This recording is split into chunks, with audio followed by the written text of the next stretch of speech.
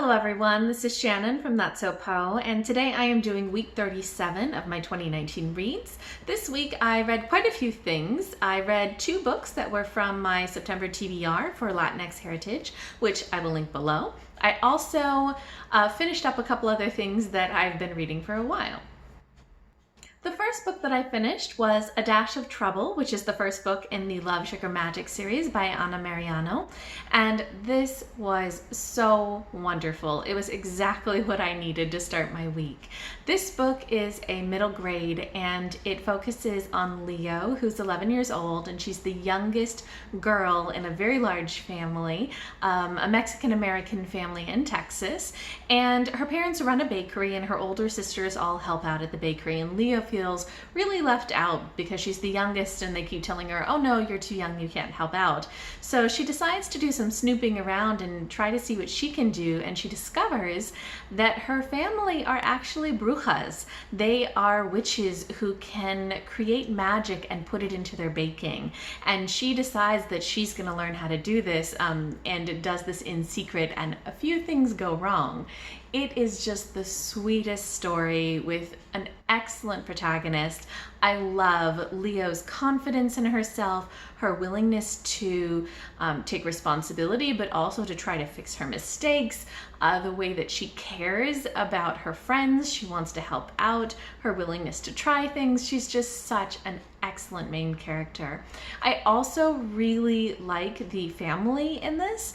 I think that in a lot of middle grade, you don't necessarily see the family so much. So things like Harry Potter, you know, his parents are dead, or really just a lot of different magical based middle grade or YA, the family's not involved. But in this one, the family is very much the center of the story. The whole family is involved, not just the older sisters and the mom and the dad and the aunt and the grandma, but also some of their ancestors that they are able to talk to as spirits. And it's just, the whole family has very fascinating dynamics, but overriding everything is just love and community and relationships, and it's really, really beautiful. I also think that the magic and the atmosphere in this were excellent. It takes place over Halloween and Dia de los Muertos, and it's just this beautiful kind of, I don't know what to call it. It's like Halloween, where it's something dark, but also something beautiful and happy and fun. And it's just what I wanted. And I have been really stopping myself from just going out and immediately picking up the second book, since the wait at the library is like 4 weeks. And also since I have so many things I'm supposed to read in September. But I cannot wait to get to the second book for this, because this book was so good. So if you are somebody who likes middle grade, you should go and pick up this book immediately. It is really the best middle grade that I've read in a very long time, and I highly, highly recommend it. I gave it 5 out of 5 stars. Next, I read a poetry collection, Citizen Illegal by José Olivarez. And this book, like the previous, are things that I've heard about from Priscilla at Bookie Charm, as well as Yvette from BookCave. This poetry collection was really, really good.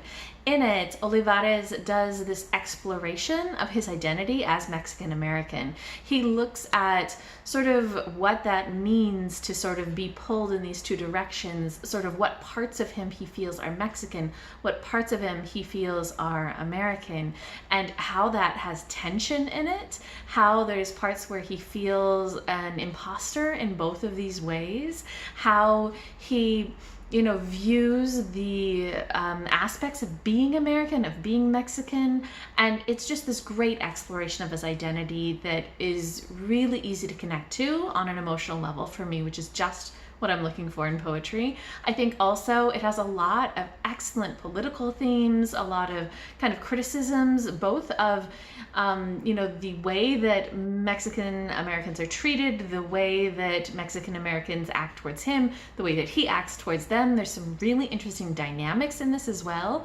Things like him really loving and caring for his mom, but not being present in the way that he feels he should. It's just such a great collection that examines that identity, and does so often with both emotion and humor. I found a lot of these poems to be really amusing. So in particular, he has a whole series of poems that are titled Mexican Heaven. I found a link, which I have included below, where you can read a bunch of those poems, and they're just these short little poems that say what heaven would be like for Mexicans, and each one is a different take on it. And some of them are really funny. Things like, one of them is just lists of foods that you would find in heaven. And I really liked the heart that I felt in this poetry collection. I just super connected to it. I thought also it had really good rhythm. It had really good flow in reading the poems for me. The structure wasn't always there in the way that I like. I think it's a little bit, again, modern for my taste, but I enjoyed it so much. I give it 4.5 out of 5 stars. And if you like poetry, I would love you to pick up this collection and tell me what you think as well. Next, I finished up a book that I've been reading for a long while, although to say that I've been reading it is not exactly correct. This book is The Casebook of Sherlock Holmes by Sir Arthur Conan Doyle. This is the last Sherlock Holmes short story collection, and Sush has been reading these as bedtime stories. My husband has been reading these as bedtime stories for me for, I don't know, past couple of years, and we are now done. He has read all of the Sherlock Holmes books to me, and that is just really exciting. You know, it's always fun to start a project, but it's really fun to finish a project. So this collection doesn't stand out to me compared to any of the others. There's just, again, lots of these very comforting stories that follow that kind of pattern of Sherlock Holmes stories. They're really enjoyable. The mystery is always something that you really can't predict. I do still struggle with the way that Sherlock Holmes treats Watson. It's an unhealthy relationship that Watson needs to leave, but I still enjoy the stories a lot. So I gave this collection 4 out of 5 stars, and I'm really happy that we finished it. And lastly this week, I finished Sapiens by Yuval Noah Harari. This is a nonfiction book which takes a look at sort of the history of humanity, really, sort of from the very beginnings of the human race until now. Kind of trying to understand what is special, what makes us Homo sapiens, and what does it mean really to be human, what's unique about us. I think that this book is very grand and epic in its scope. I mean, it's covering a lot of history, and it's very broad as well. So this is very much a pop sci type of book. It's not a hard science book. It's not filled with references or anything like that. It's more Harari building up this argument. And really what he's trying to say is, looking at human history, what has made us so special is this ability we have to cooperate with each other. That's something that's very unique in the way that humans are able to share some sort of belief system, whether that be a religion or a nation or something like a belief in money, and to build up this sort of fictionalized idea of what is right, what is wrong, what we believe in, what we want to do, what we want to accomplish, and to buy into that and to build up society and make all of these innovations and changes based on kind of a common goal, and how that's a very powerful and very pervasive thing that we do that we don't always even recognize we're doing. Sometimes we just think, oh, but this is the way that the world is, when it's not really. It's just something that we've decided to believe in, but the strength of our belief makes it so that we actually accomplish quite a lot. And I think that that premise is really, really strong. I've seen a lot of criticisms of this book, kind of in that, you know, hey, this is more his opinion than anything that's actually like really firmly based in science, and that it's so broad that it can't really do justice to any of the sections. And I think that those are very valid criticisms. I am not surprised that Yuval Noah Harari said he was very influenced by Jared Diamond's Guns, Germs, and Steel.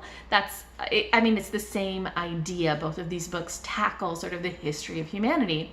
But in so doing, you know, as a pop sci book, you can't really, and even just as a scientific book, that's so broad. It's so broad that it's very hard to do justice, and as a single academic, very hard to actually, make all of these claims when, as an academic, you can only have a very narrow field that you truly know deeply.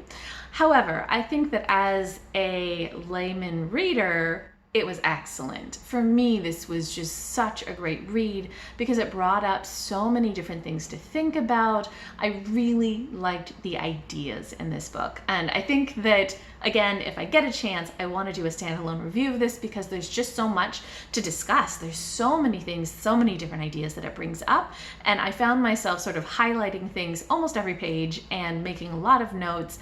And I'm not that much of a highlighter and a note taker when I read. So it was just because this book was making me think of so many different ideas and how it connected to the way that I see the world, connected to the way that I interact with ideas. And one of the arguments that he really makes in this is, because we create this world out of these shared beliefs, what are you buying into?